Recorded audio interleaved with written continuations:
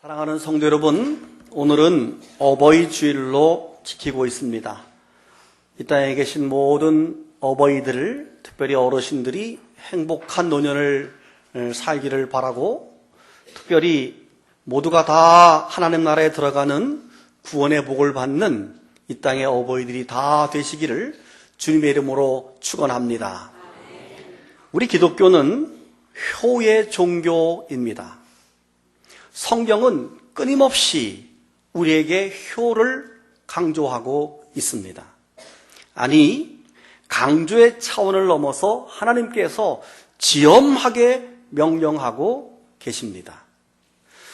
출애굽기 20장 12절을 보시면 내 부모를 공경하라.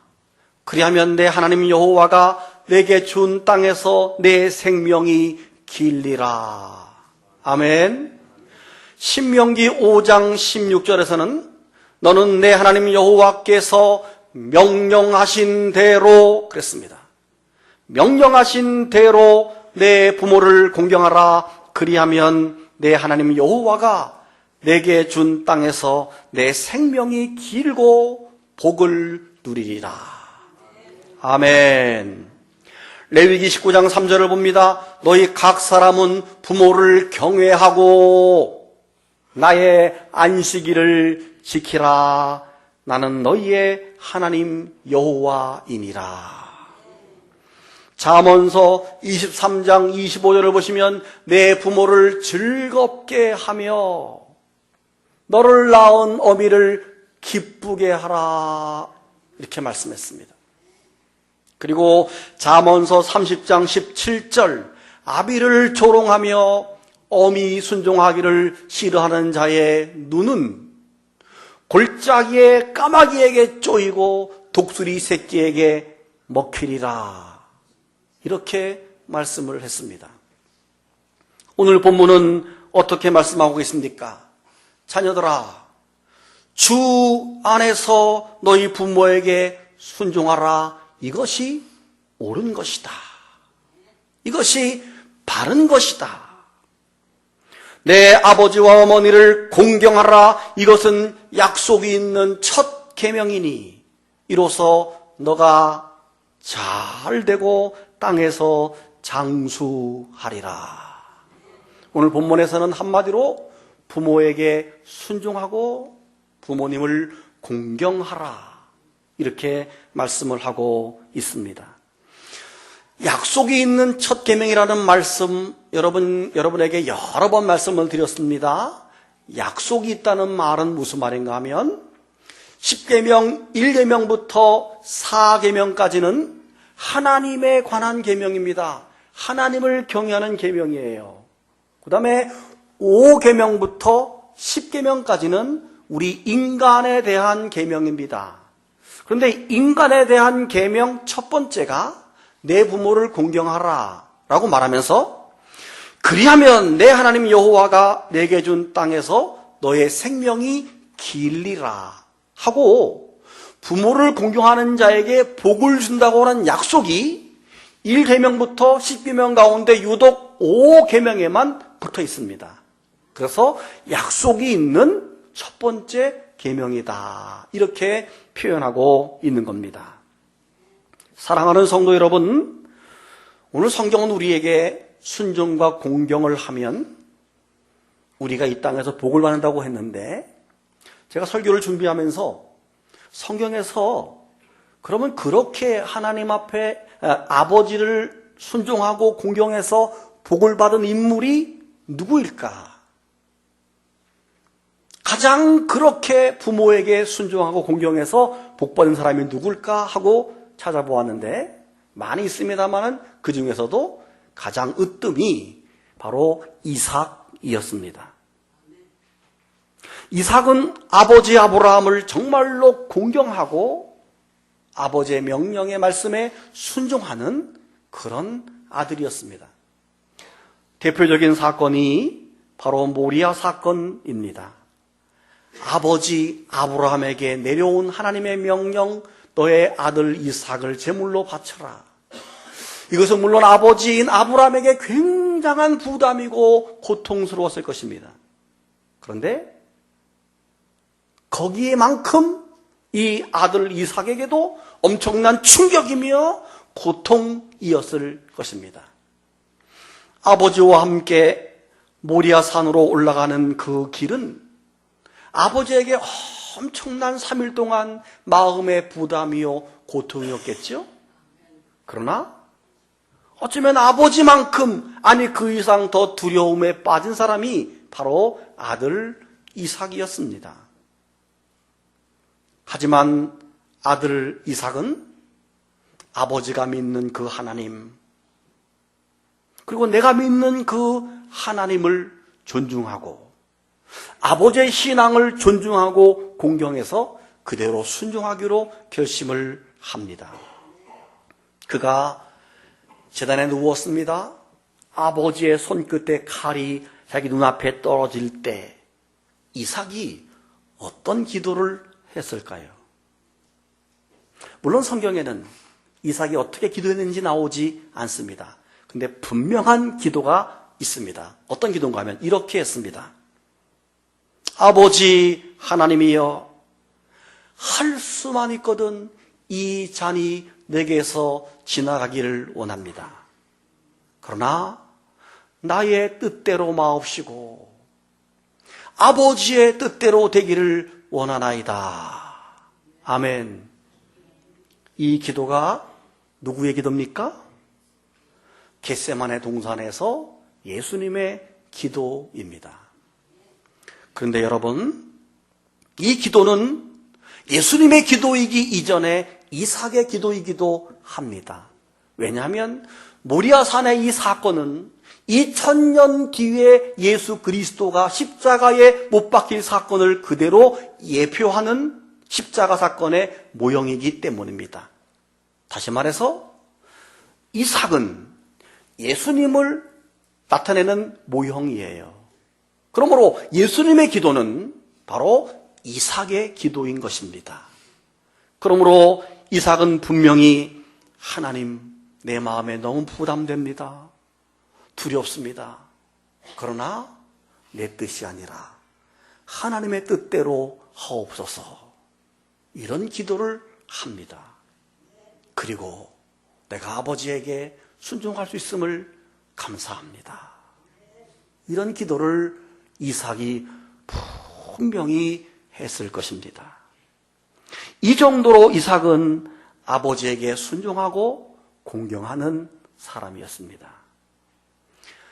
사랑하는 성도 여러분, 그래서 이삭이 어떤 복을 받았습니까? 이삭은 너무도 확실한 복을 받았는데 이삭이 받은 첫 번째 복이 뭐냐면 너무도 아름다운 여인, 마음씨가 착한 아내 리브가를 만나는 축복을 받게 되었습니다. 이 세상에서 아내를 잘 만나는 것은 엄청난 축복입니다. 아멘. 음파교회 남편 여러분, 귀한 아내 만난 것을 축하합니다. 아멘이 작습니다.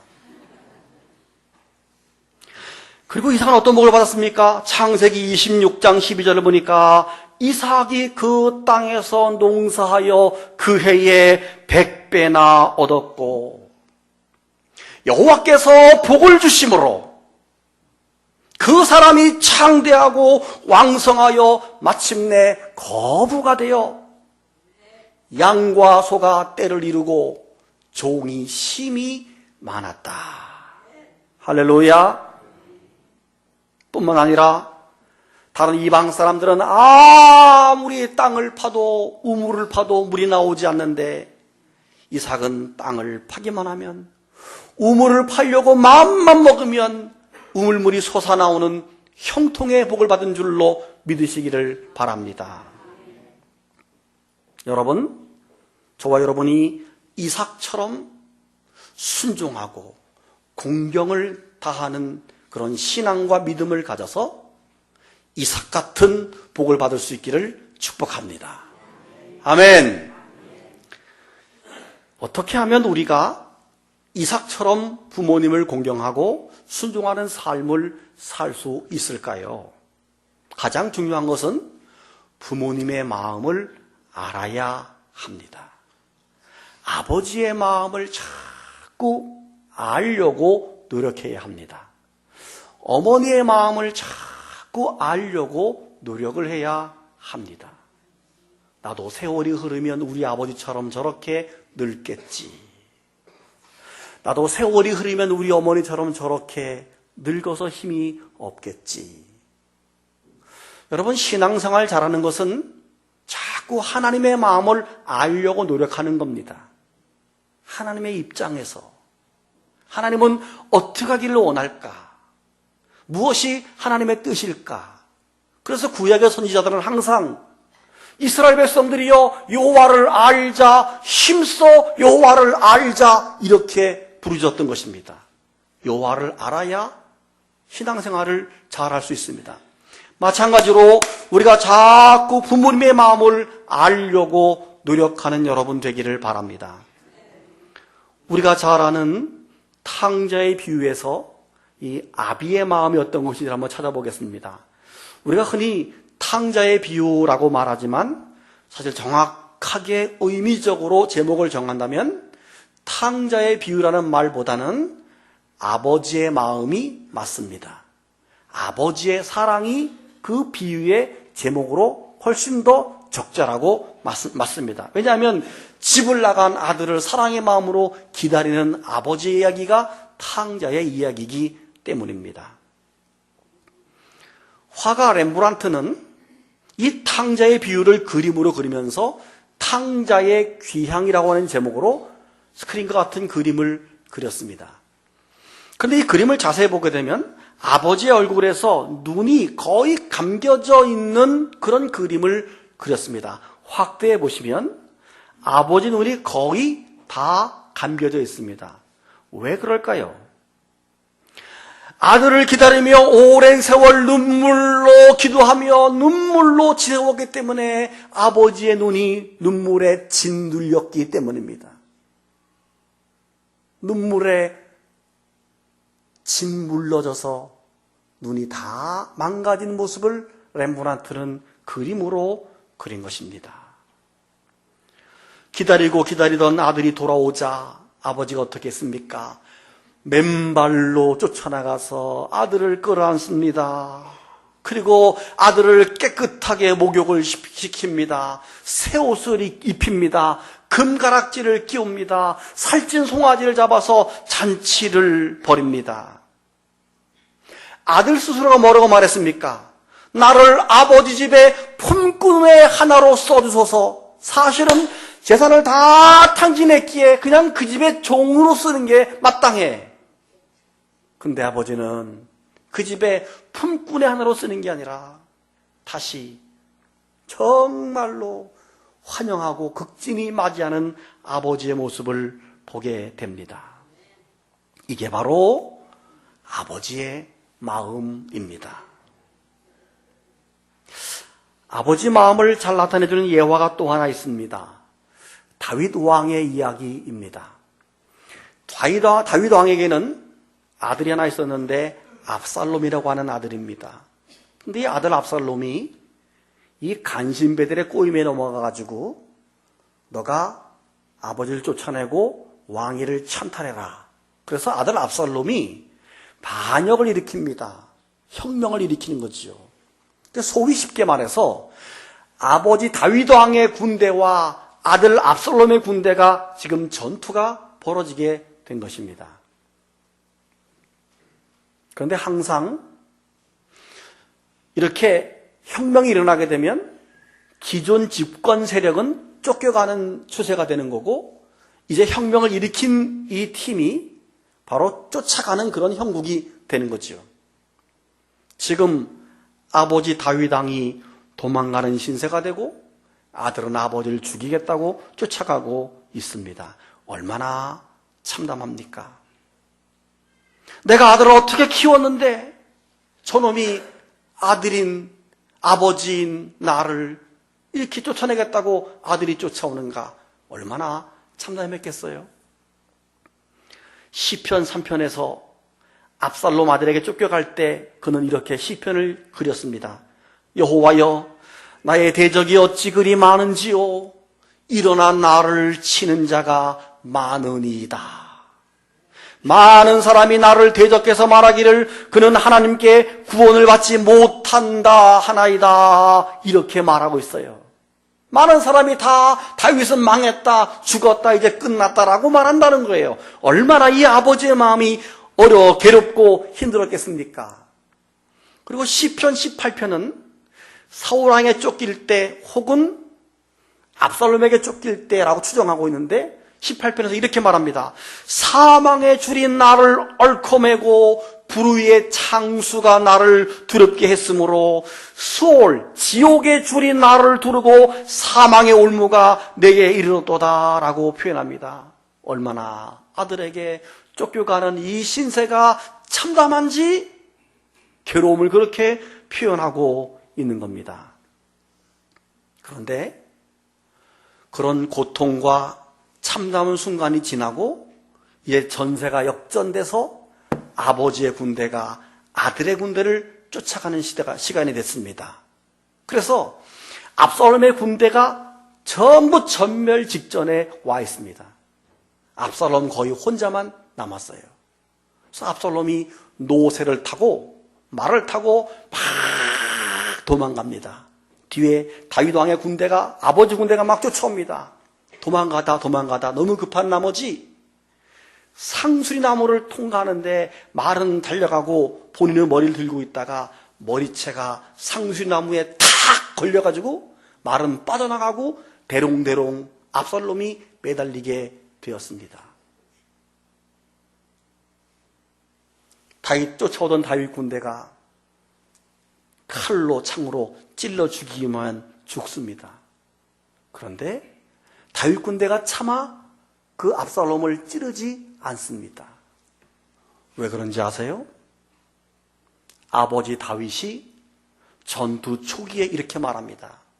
혹시 내 아들 압살롬을 잡거들랑 죽이지 말아다오. 나를 봐서라도 내 아들을 죽이지 말아다오. 이게 부탁을 합니다. 그래서 부하들이 그 아들을 죽이지 못해요. 그 소리를 들은 요압 장군이 와서 보니까 부하들은 죽이지 못하고 있고 압살롬은 대롱대롱 매달려 있습니다. 심장이 뛰고 살아 있습니다. 요압 장군이 창을 뽑아가지고 심장을 팍 찔러서 아들 압살롬이 죽습니다. 끌어내려서 돌무덤을 만들어주지요. 그 소식이 아버지 다윗 왕에게 전해졌습니다. 아버지가 어떻게 했을까요? 사무엘하 18장 33절. 내 아들 압살롬아, 내 아들 압살롬아, 차라리 내가 너를 대신해서 죽었으면 좋았을 것을. 압살롬 내 아들아, 내 아들아. 통곡을 합니다. 이게 아버지의 마음입니다. 성경은 이 전투의 마무리를 이렇게 기록합니다. 왕이 그 아들을 위하여 슬퍼한다 함이 그날의 백성들에게 들림에 그날의 승리가 모든 백성들에게 슬픔이 되었더라. 아버지는 자신을 배반해서 반역을 일으킨 아들을 그렇게 슬퍼하며 아들아, 아들아, 내 아들 압살롬아, 내 아들아, 내 아들을 부르면서 몇 날 며칠을 울었습니다. 사랑하는 여러분, 우리는 살면서 아버지의 마음을 알려고 노력해야 합니다. 우리는 살면서 어머니의 마음을 알려고 노력해야 합니다. 그것이 바로 효도입니다. 시인들은 어버이의 마음을 다음과 같이 노래합니다. 높고 높은 하늘이라 말들 하지만 나에게는 높은 게 또 하나 있지. 낳으시고 기르시는 어머님 은혜. 푸른 하늘 그보다도 더 높은 것 같다. 넓고 넓은 것이 바다라고 말들 하지만 나는 넓은 게 또 하나 있지. 사람 되라 이르시는 어머니 은혜. 푸른 바다 그보다도 더 넓다고 노래합니다. 또 시인은 이렇게 노래합니다. 나실제 괴로움 다 잊으시고 기르실제 밤낮으로 애쓰는 마음, 진자리 마른 자리 가라니시며 손발이 다 닳도록 고생하시네. 가끔씩 주민센터에서 주민등록증을 갱신할 때 지문이 나오지 않는 부모들이 참 많습니다. 너무 고생을 많이 해서 지문을 찍을 수 없어서. 여러분 손 볼 필요 없어요. 다 나와. 여러분은 너무 고생을 해서 지문이 나오지 않는 노인들이 얼마나 많은지 몰라요. 손발이 다 닳도록 고생하네. 하늘 아래 그 무엇이 넓다 하리요. 어머님의 희생은 넓어서 끝이 없다 가히 없어라. 어려서는 안고 업고 얼러 주셨고 자라서는 문 기대어 서서 우리를 기다리고 알을 쌓아 그릇될 쌓아 자식 생각에 고우시던 어버이의 이마위에 주름이 가득하고 땅 위에 그 무엇이 높다 하겠습니까? 어머니의 정성은 지극하여라. 사람들의 마음속에 갖가지 소원이 있지만 우리 어머니의 마음속에는 오직 한 가지, 아낌없이 일생을 자식 위하여 살과 뼈를 깎아서 바치는 마음. 이 땅의 그 무엇이 거룩하리요. 이 땅의 그 무엇이 높다 하리요. 이 땅의 그 무엇이 넓다 하리요. 이 땅의 그 무엇이 거룩하다 할 수 있으리요. 어머니의 사랑은 끝이 없다고 시인은 노래합니다. 어제 신비자 권사님 가정에 신방을 갔었는데 신미자 권사님 가정 TV 앞에 경대 위에 자녀들이 아마 칠순 때 만들어준 감사패가 놓여져 있습니다. 화면을 참고해 보세요. 칠순 때 두 분이 같은 동년배시더라고 보니까 생년월일이. 그래서 아마 같은 해에 이제 지난해에 칠순을 보내셨는데 자녀들이 부모님께 감사패를 만들어 드렸는데 그 내용이 너무 좋고 저거 참 너무 좋다. 우리가 살면서 많은 기념패도 받고 상패도 받고 축하패도 받지만 저렇게 자식이 부모를 위해서 감사패를 준다는 것은 너무도 의미가 있고 두고두고 볼 때마다 마음이 기쁠 것 같다. 아마 무덤까지도 같이 묻어달라 하고 싶을 정도로 좋을 것 같아요. 그 내용을 제가 봤습니다. 내용이 이렇습니다. 사랑합니다. 70평생 가족을 위해 헌신적인 노력과 끊임없는 사랑으로 보살펴 주시고 저희가 힘들고 지칠 때 힘이 되어 주신 아버지 그리고 어머니 은혜의 진심으로 감사드립니다. 어떤 말로도 부모님의 사랑을 다 표현할 수는 없겠지만 자식들이 존경과 감사의 마음을 여기에 담아 봅니다. 앞으로 더 건강하셔서 저희와 항상 함께 하시길 소원합니다. 사랑합니다. 감사합니다. 사랑하는 자녀, 며느리, 사위 드림. 얼마나 아름다워 보이는지 몰라요. 여러분도 혹시 기회가 된다면 7순, 8순, 9순 때 감사패를 드리면 좋겠다 하는 생각을 합니다. 사랑하는 여러분, 다시 본문으로 돌아가서 오늘 본문에는 자녀들에게만 말하는 걸로 끝나지 않습니다. 이번에는 부모들에게도 하신 말씀이 있습니다. 4절이지요. 또 아비들아 너희 자녀를 노엽게 하지 말고 오직 주의 교훈과 훈계로 양육하라 이렇게 말했습니다. 번역하면 아버지 여러분 자녀를 호되게 꾸짖어 노엽게 만들지 마십시오. 주님의 방법으로 그들을 돌보고 이끄십시오. 즉 아버지가 폭력적이면 아들이 폭력적으로 변하면서 아들 마음속에 화가 생기고 노여움이 생긴다는 말입니다. 자녀를 혼낼 때 폭력적으로 해서는 안 되고 왜 매를 맞아야 되는지 이유를 말하고 정확히 회초리로 때려야 됩니다. 잠언서를 보게 되면 자녀를 회초리로 때리지 않고 매를 대지 않기 때문에 자녀가 버릇이 없고 잘못된다라고 잠언은 말하고 있습니다. 성경은 무조건 이렇게 옹호하라고 말하잖아요. 매를 대라고 말합니다. 그런데 폭력적이 아니라 정확히 매를 대서 자녀의 잘못을 키우는 것, 이게 주의 교훈과 훈계로 양육을 하는 것입니다. 만약에 야단을 쳐야 할 때는 반드시 회초리로 이유를 말하고 정확히 말씀에 빗대어서 회초리를 들면 자녀가 바른 길로 잘 성장된다 하는 말입니다. 그리고 이제 연세가 많으신 우리 어르신들은 자꾸 자녀들의 마음을 또 알려고 노력해야 됩니다. 자녀들은 어버이의 마음을, 어버이들은 우리 자녀의 마음을 자꾸 알려고 노력을 해야 됩니다. 이런 말 아십니까?